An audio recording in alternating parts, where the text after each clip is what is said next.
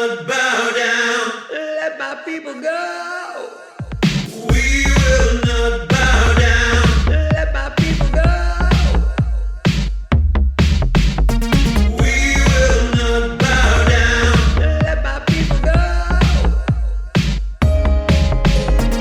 We will not bow down. Let my people go. We will not bow down. Well, hello and welcome to episode 61 of the Croydon Constitutionalist podcast, bringing classical liberalism to South London and beyond via our YouTube channel and wherever you get your podcasts. My name is Dan Heaton and my partner in podcasting today is Mike Swaddling, the co-founder of the Croydon Constitutionalists. Mike, how are you? I'm all right, Dan. Another week of autumn, quite a busy week of politics that's kept me interested. Excellent. Well, we are delighted to be joined today by Sofia Svihurova, a Libertarian activist, and she was formerly the Libertarian Party group leader in Brighton. Sofia, welcome to the podcast. Thank you for having me. Happy to be here as always.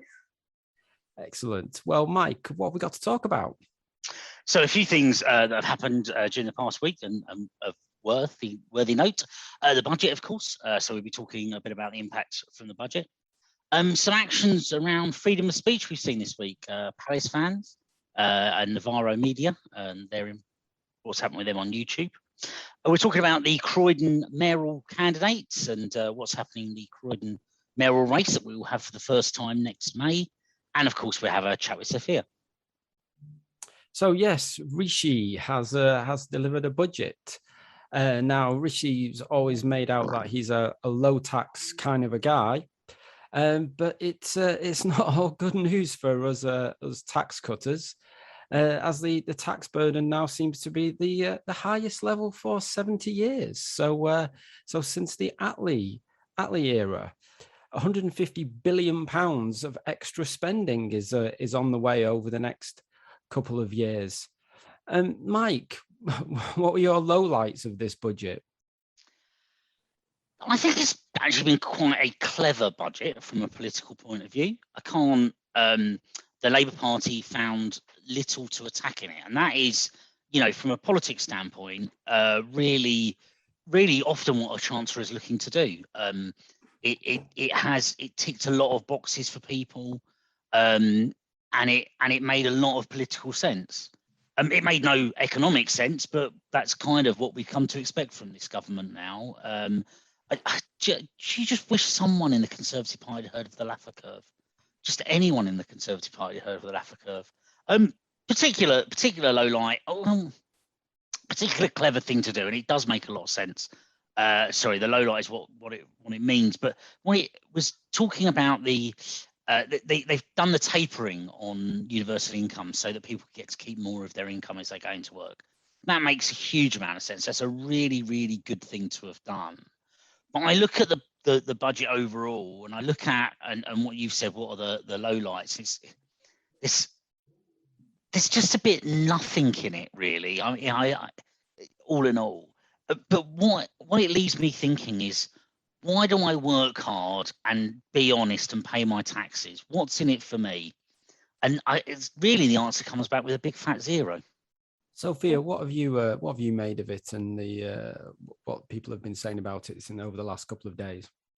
I think the main thing that stood out to me was one of the BBC articles I read covering it said that this was a major shift in Tory philosophy, which is, I guess, suppose true if you're a Tory and looking at it that way, but it's not something that would fool us. We know that a lot of the time they act like they're not big spending and low taxes, but well, it's obviously been worse this time around than before, mostly because of COVID. But as for the lows of it, anything that seems to be an upside seems to be kind of weighed against a bigger downside for me. Like, for example, the national living wage being increased to £9.50 now. It's got this whole spending your way into prosperity feel about it, but then at the same time inflation is due to spike by 4%, and that's probably a generous estimate from what we've learned historically. really. And of course, the NHS having a big boost. I think it's 6 billion they've put forward towards them. And one of the things they're planning on spending it on is e-cigarettes for smokers, which just kind of baffled me. These very strange half solutions to problems, and it just seems like a waste to me again, I suppose. Like most of these. Just honestly, you just say it's a really good point. As I understand it, e-cigarettes are cheaper than cigarettes, and they are better for you than cigarettes. But we feel the need to subsidise something that's already cheaper and better for you, and it has, I believe, and I've never had one, but a similar kind of personal fulfilment from it. I don't think there's even been that much study into it, whether it's actually helped people like stop smoking. From what it sounds like, they've just replaced it with e-cigarettes instead. Maybe for some people it works, but I don't know, not from what I've observed, I suppose. No, indeed. Although if it's much healthier for you, maybe we don't mind. But why on earth do you need to subsidise that? Exactly. That can only lead to the government getting involved and creating a problem. You've got something that works, and the last thing you want is the dead hand of government to go near it. Precisely, yeah. I think the other thing that kind of stands out about this all is that the government is very much here to stay. I think even though we had a bit of maybe an inkling that, it could get better after the lockdown, I was definitely hopeful, but I suppose wrongly so in the end of it all, with all this spending and exactly just more government getting involved in people's lives, like this whole e-cigarette thing. There's no need to subsidize something like that. It's just, people's habits, essentially. I don't know. Mind you, on the subject of people's habits, there's a bit of good news for you, isn't there, Mike? Are you suggesting that the price of beer is coming down? Apparently, albeit not till 2023. There's going to be a simplification and lowering of duty on some alcohol, on the lower alcohol products, which beer would be one of them, as long as it's draft beer and it's being served in pubs. So it looks like it'll be about 3p off the duty on a pint. So that must have cheered you up. Well, yes. I mean, it is a good thing. It was complex enough that it didn't draw lots of adverse headlines for things, and it's broadly good. But we are talking about a government that shut down the pubs, that stopped us going out to them, that stopped us even going around to friends' houses. So I honestly can't, even through gritted teeth, congratulate the government for saying, in 3 years' time, we might, if we ever let you back to these damn things, if we ever let you in them without some sort of medical control pass, might make it 3p cheaper a pint. I can't thank them for that. No, and one of the things that's going to be reduced again from April 2023 is the air passenger duty on internal flights. So if you fly in from London to Manchester or even Glasgow, it'll be a little bit cheaper, at least in terms of the passenger duty. Who knows what it will actually cost in terms of fuel. It seems to be part of the government trying to get people to move around the country more when they're not building things like HS2. They're wanting to encourage people to travel for business or to perhaps to visit relatives. Not that that's pleased the SNP's Westminster leader Ian Blackford, who, to be fair, pointed out that it's that short haul flights are particularly polluting. Just as we're about to have this was it COP26 they're holding in Glasgow, and perhaps we'll talk about that, what comes out of that on another podcast. But interesting, because Ian Blackford has one of the largest expenses claims for air travel from all MPs. There's something bizarre about this. Now, look, I think they should bring down all taxes and everything. There's nothing wrong with flying within the country if you think that's the most sensible way to get around. We want economic development outside of just London. All of that's a good thing. But it is odd if you think that air travel is a problem, that you're saying air travel within Britain which broadly speaking is matched in terms of time by trains almost everywhere. Almost, there are some exceptions to that, is a good thing, and we're going to subsidise it, or sorry, not subsidise it, make it cheaper. But international air travel, where you really have no other choice, I can't think of a sensible way to go stateside or to the Med or other than by flight. We're going to keep expensive. A bizarre way round to have put this. Yeah, from what I kind of noticed about it, it just seemed like an extra little tick box for them. Like, oh look, we're not making taxes on everything higher, or making everything more expensive for the rest of the people. It's just, I don't know. Yeah, it just seemed like the easiest and cheapest thing to do for them. I can't imagine they make that much money off internal flights, especially like you said, if using trains is basically takes you the same amount of time to get to another place than using a plane internally, that is, for most of the time. And yeah, also the hypocrisy is something else that I noticed about it. We're supposed to be in this state of climate emergency, yet they've focused on something as silly as that. And obviously there's also the HS2, like you've mentioned, which they're being very quiet about recently. I did have a look just to see if anything within the budget was going to address that, but apparently they're not wanting to comment too much on it at the moment. I wonder if they've decided to not go ahead with it in the end, seeing as how expensive it's already been to build. Indeed. Well, that's enough of the budget, I think, because we've had some other interesting stories this week in relation to people's freedom of speech. One of which was very much a local issue for some people, at least here in Croydon, and one person certainly who's on this podcast. Mike, your favourite football team were involved in this little debacle.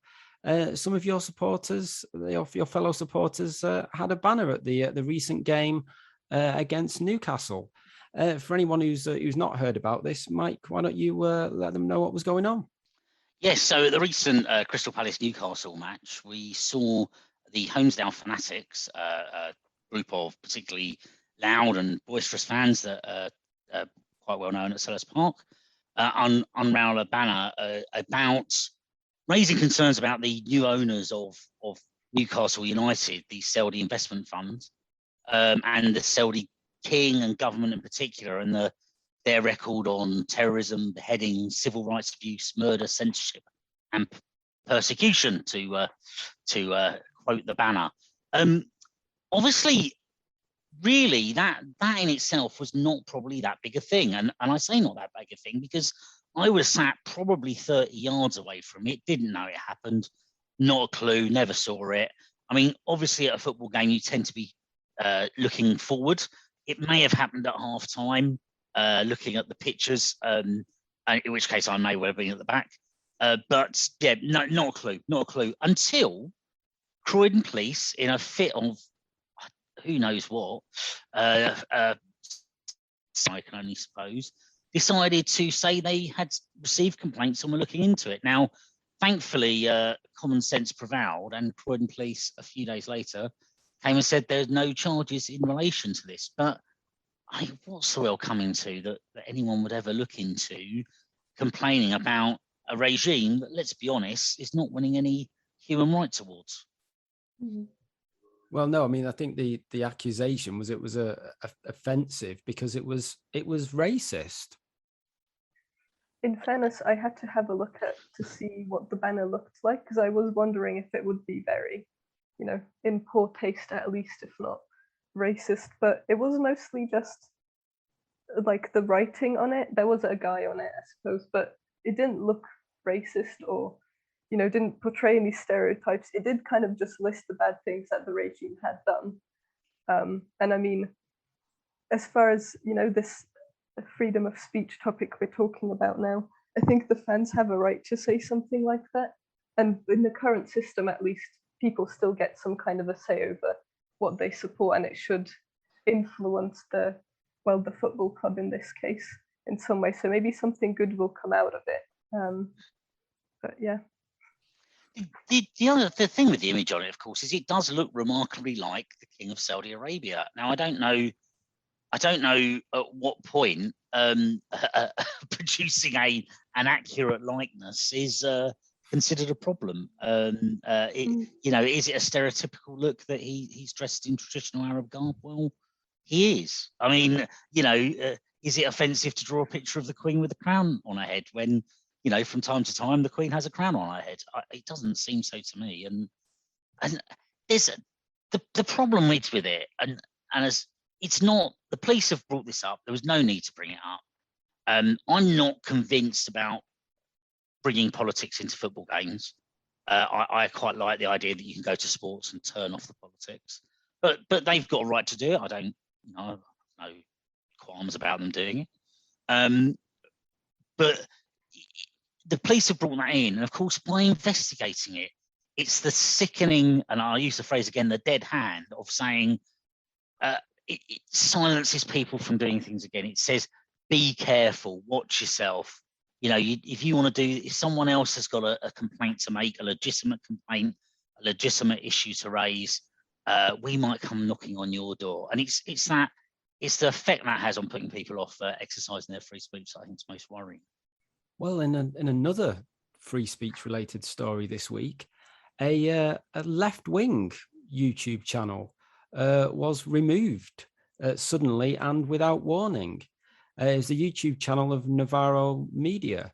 Navarro Media are the channel which Ash Sarkar plays a large part in, and are very much supporters of, when you say the Labour Party, I'd say the Corbynista wing of the Labour Party. Who came to their rescue? Well, it was the more freedom-loving people that they would say were, ardent right-wingers who stood up for them and contacted YouTube, and eventually the channel was brought back. Mike, what have you made of this and the interesting position that people found themselves in? Well, it's clearly wrong. We shouldn't be in this position whereby YouTube has so much power and it can take out what are viable and reasonable businesses that are going about their job and using the channel. I do get caught between a libertarian view of YouTube or a company, a private company that can do anything they want, and perhaps a slightly more statist view, but that says we actually need some rules to control the market, and one of them is we don't want monopolies, and YouTube ought to act in a non-monopolistic fashion by not being able to ban people. And I think I'm coming down more and more on that side. We have these new tech giants that own the airways, and we ought to ensure a polarity of views on those airways. Which now Navarro Media was put back. It was apparently a mistake. You do have to have a heart of stone not to laugh at this platform full of what they are, literal communists, being caught out by some literal communism, being banned and from what they can say. But it's good that, as you say, people stood up for it. I know I retweeted Peter Whittle, David Curtin, Francis Foster, Fraser Nelson, Constantine Crissing, Paul Embry, people that I'm sure Navarro Media despise, all of whom stood up for their right to free speech. And it was really good to see so many people across the political spectrum come out for that. Well, hopefully Navarro will now have had a change of heart over the position on cancel culture and what have you, because it's been interesting to see what their Twitter account has said on these sort of subjects over the years. About 18 months ago, they said it's not censorship when a private company decides to remove you from its platform. You don't have an inalienable right to a Twitter account.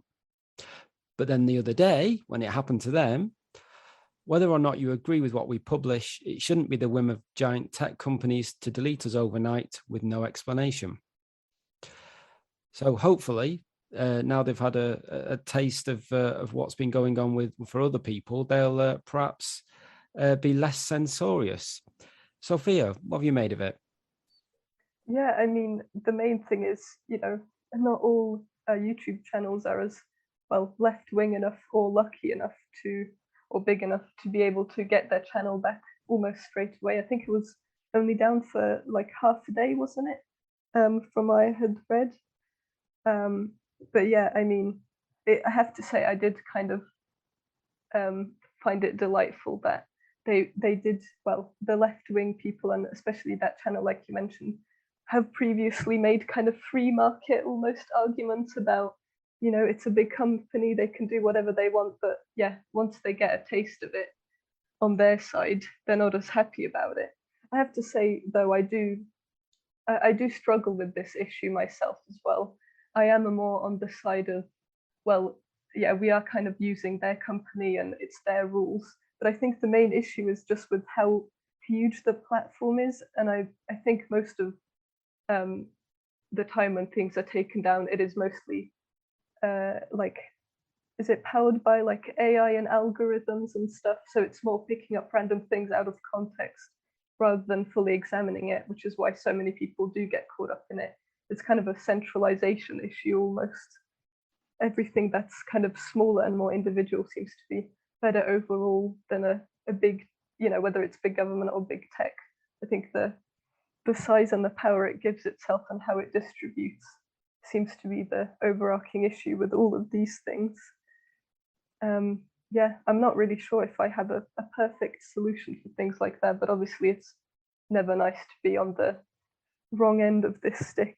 But hopefully as more people become more aware and kind of stand up for their right to express whatever they feel, maybe these tech companies will change the way they monetize things and censor things.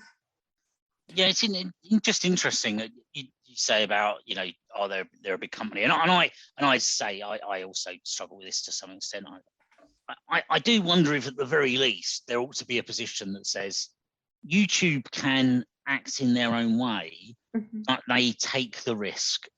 So if you're a platform like a telephone company, you can't get sued for the content that goes across your wires. You're not unless there's a court order, you're not to remove anything, but you can, monetize it, or you're free to be as big as you want, but you're not free to control what's on it, and you can't be sued. Or you're a publisher, you can play around with what's on there, you can like what you like and dislike what you don't and kick people off, but you're free to be sued for the content that's on it. They shouldn't have this golden area where they're a bit of both, where they have the upside of not being sued and the upside of being a publisher and deciding who's playing. And as soon as someone tackles that, even if they don't actually break these channels up in some way, that would be, I think, a big step forward. Yeah, definitely. It's a very new thing, I think, in our world, I suppose, having this kind of a weird in between, and it's going to take a lot of messing around with it to figure out that sweet spot, I suppose. Hopefully sooner rather than later. Yeah, it's definitely an interesting debate.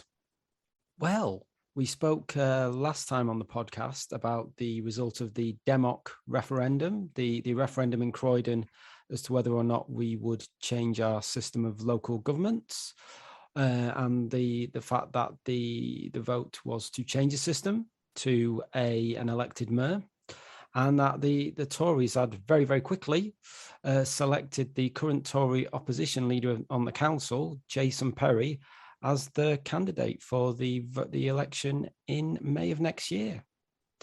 Well, the current council leader, the Labour Party's Hamida Ali, has apparently ruled herself out, whether that's official or not, but that's certainly what's doing going around on the internet.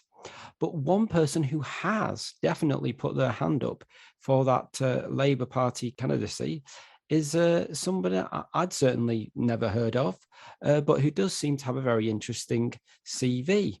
This is Valerie Shawcross Cbe, former Deputy Mayor of London and a former Croydon Council leader until she became a GLA member in 2000. Mike, I don't know whether you remember this lady. I only moved to Croydon in 2005. Obviously, you're a long time born and bred resident of Croydon. What do you make of this lady putting her hand up? Now I have to say I don't remember her, and I thought that's in itself slightly odd. I looked at the years that she was leader of the council, and they were years that I was probably working 12-hour days most days. So yeah, I don't remember her. Perhaps my focus was elsewhere. But the fact that she, unlike Tony Newman, who everyone in Croydon knew, didn't darken our door with her presence, I think is probably quite a positive sign. Broadly, why should you know who's responsible for bin collections in your town? I have to say, if she goes forward, I think the Labour Party have got a very credible candidate. You look at her background, say, as you say, former council leader. She's not blighted by being part of the current council. Former Deputy Mayor of London, former GLA member. She has a CBE. She's been on various charities and a whole host of other work. It's really hard to find the thing that you can say, well, that's kind of a disqualifying note on her. Now, I'm sure as a Labour Party politician, there's lots I disagree with her on, if not indeed everything. But you know, that's the reality. Is Croydon is a majority Labour town, and for the Conservatives to win, they had to pick someone inspiring, and particularly against the current council. That's possibly not so hard to do because the current council is so bad, and Labour has to avoid anything to do with the current council and just not pick anyone bad. But yes, Valerie Shawcross looks like a decent pick if she's indeed putting herself forward. Yes, it'll be interesting to see who else puts themselves forward. It's believed. Well, they're going to have to select a candidate shortly, I would imagine. They'll want to get that sorted out before Christmas because it's not that long before the election comes up in May. Sophia, we know you're not a Croydon resident, but some interesting developments here in Croydon. Obviously, the council notoriously went bust recently, but we've got this change of governance on the way. Any particular views on this? Well, hopefully it'll change for the better rather than stay the same or get worse. I haven't been following that very much, if I'm honest, so I don't have any specific opinions on anything, but I hope that it spells lower council tax for you guys and, well, a nicer area to live in, I suppose, however it may turn out in the end. Alas, I think the chances of our council tax going down ever probably slim, and the chances of them not going up by 4.99% every year for the next 20 years is also slim.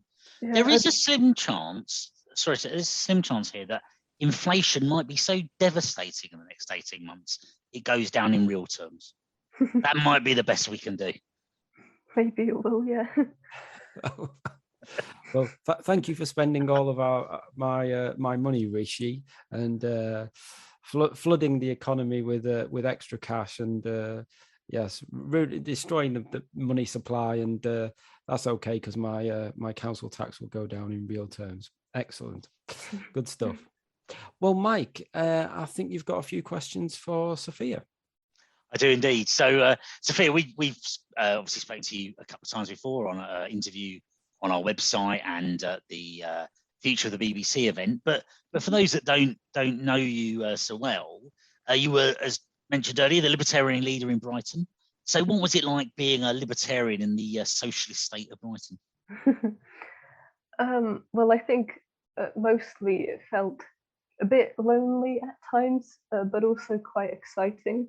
It did feel like I was bringing something quite new to the city, although the way I got into it originally was there was a lovely guy I met there called Paul who had his own little libertarian group. It was called Liberate Brighton. I'm not sure, I don't think it's going anymore, unfortunately, but that was kind of refreshing to have in the city, and then that kind of like inspired me to keep something like that going as they were slowly giving up on keeping it up. I think it was mostly because, well, they felt that they weren't really making a dent in anything in the city. It is largely left-wing, as you say, not only we have Labour areas, but even Green areas, which is pretty rare within the whole country. I'm sure you've seen how that's been going for them recently with the Bing strikes and all that. Yes. Yeah, but it was good. I was glad that I did it and set up a group and got a few people, even local Brighton people, to join. And we had some interesting discussions over the year or so that I did it. So I definitely have no regrets. It's taught me many things. No, you mentioned the bin collection there. I don't know whether you've got many contacts back there still. Any thoughts on the current problems facing the council? Yeah, well, firstly, I should say that even while I was living there, this has been, well, yeah, just bin collections have always been an issue from what I'd seen. So the area I was in, Hanover, we had like a Mediterranean style thing going on where no one had their own like wheelie bins. You either had to leave the bin bag outside your house and it would get collected every so often, or we had these big communal bins, which is what you would have seen in the pictures with the rubbish being everywhere. Those were always overflowing, even if there wasn't some kind of a strike going on. And obviously that brought out a lot of scavengers to take advantage of what was going on there. We always had foxes going after the bins and obviously seagulls tearing things apart as well. I can only imagine how terrible it must have been for those people during this time. It's probably good that they decided to strike around this time of year rather than in the summer, because I can't imagine the smell of going outside. And oh God, I'm sure none of the tourists would have found it very friendly either if they saw the state of it. But apparently it's over now and they've settled, so hopefully they'll recover from all of that mess quickly, although I doubt it will take a short time. It's the most basic service, and yet time and time again we see councils manage to get it so wrong. Well, I'll just broaden out for a moment and an opportunity for Dan to chip in as well. I just want to ask you first though. We've seen the biggest infringement on our rights for more than a century, and we've not really seen any clear libertarian breakthrough. Just wonder what you think's the future for libertarian politics in Britain. Oh, I'm not really sure, to be honest. Part of me was maybe naively hopeful that it would kind of open up people's eyes to, you know, the kind of abuses that power comes with. But I'm not sure really. Well, there has been a lot of protests, like against, you know, the lockdown and stuff throughout the year, which I think was actually really good, especially in London. But hopefully if they do try anything like that again, there'll be more of a resistance, but it's not looking too good from my perspective, unfortunately. It seems like the lockdown wasn't enough to make people realize how bad it could get, but who knows? No, that's a good point. You raised the process there, and I don't know, Dan, what you think. We've seen some people raise up a libertarian sort of belief and a belief in liberty in those anti-lockdown protests, but we've not seen anything equivalent on a political front that I can really think of. No, I suppose obviously this was a time for, you know, more libertarian leaning parties, you know, like the Libertarian Party, to really make their mark, you would imagine. But obviously there've been some shenanigans within that organization in recent times, and they don't seem to have made any sort of a breakthrough whatsoever. There's a new group, the Independents for Liberty, and Mike, you spoke at their inaugural conference a few weeks ago. It's not a political party, it's a sort of association, if you like, of people who are libertarian minded, who are considering standing as independent candidates, whether that be in local elections or for Parliament, and a way that people can learn best practice from each other, where they've not got that party structure and party support network that you might have within, say, certainly within the Conservative or the Labour parties. And so I think that's an interesting development, and it'll be good to see how that goes. Mike, what did you make of those chaps? Oh yeah, I mean, obviously we know Chris and Dan who run that organisation very well. I think they've got a really good idea there, something interesting and a way to bring in a lot of liberty-minded people. They've got particular opportunity, I think, at a parish council level, where I think independents can win and they can promote ideas in a small way, and that's and they can be free from the shackles of a party, so that's good. But you do ultimately need a party. You do ultimately need an organisation that's going to give a gravitas to an idea, and whether that's an idea, so say a free speech party, which may have some, broadly social democratic economic ideas, but at least it gets one idea of liberty through. I think of a sort of UKIP type model there, or if it's a just a more sort of to the right of the libertarian right of the Conservative Party type party, but I'm not sure anyone's making a breakthrough in that space at the moment. Of course, the aptly named Libertarian Party would have been great, but they do appear to be on a periodic self-destruct cycle. And I don't know, Sophia, if you've got anything to add on that thought. But one I was just going to quickly mention is the Scottish Libertarians.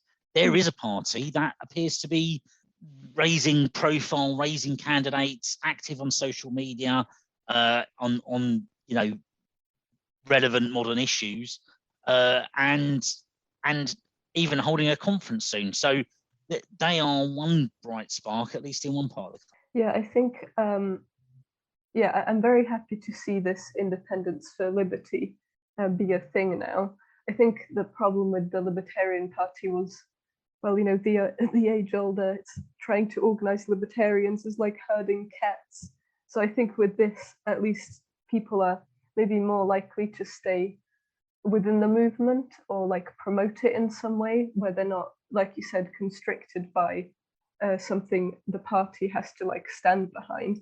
I think that was one of the reasons the Libertarian Party maybe didn't get as far as we could have at the time. There was some, especially social issues, where there wasn't really a clear standing on it or an agenda, or even things like climate change. There wasn't, everyone else was very vocal about how they were going to deal with it, whether or not you believe it's important or not. It was important in the political scene, but because of differing ideas and different libertarians having different ideas about it, there was just a void in that space, and I think that's why it ended up not being as well relevant as other parties.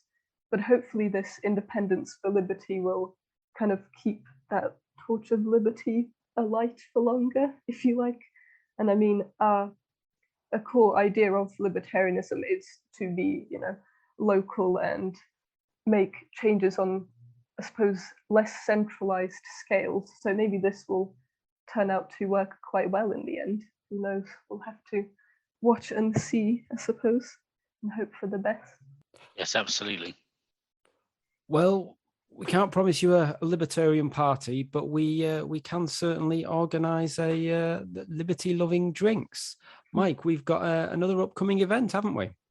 We have, in conjunction with the Third Wednesday group of Libertarian drinkers, we have no passports required drinks on Wednesday, the 17th of November, this time at the George in Croydon from 7 p.m. So that's Wednesday, the 17th of November from 7 p.m. at the George in Croydon. Come on down, meet up with fellow liberty-loving drinkers. Excellent. The recent event we had was excellent, and I'm really looking forward to this next one. So yes, do please all come along. Well, if you'd like to write for our website or have any stories you'd like us to cover, please do get in contact with us. You can do so via the Twitter at Croydon Const, via our Facebook page, via our website, croydonconstitutionalist.uk, or via email, croydonconstitutionalists@gmail.com. Well, do please subscribe to the podcast and the pubcast and the YouTube channel. Do please like, share, and leave a review. It's always good to get feedback, and it helps others to find the podcast. I'd like to thank you, Sophia, for joining us today. It's been an absolute pleasure to have you on the podcast. Thank you for having me. I enjoyed it as always. And thank you to everybody for listening. Until next time, it's goodbye from me. And it's goodbye from me. Goodbye. Thank you.